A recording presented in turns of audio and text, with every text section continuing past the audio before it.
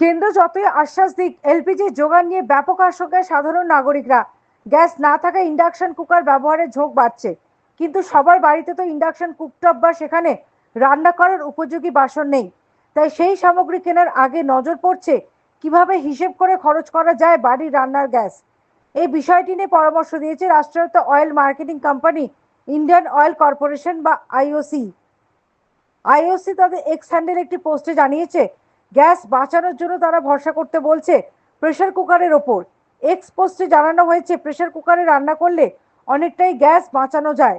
বেশ কিছু ধরনের রাইস কুকারের সেপারেটর ব্যবহার করে একসঙ্গে নানা ধরনের রান্না করা যায়।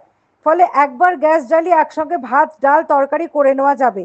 তার ফলে বারবার গ্যাস খরচ হবে না, সিলিন্ডারও চলবে বহুদিন।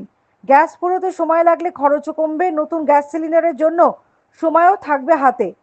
Bureau report, the United India news.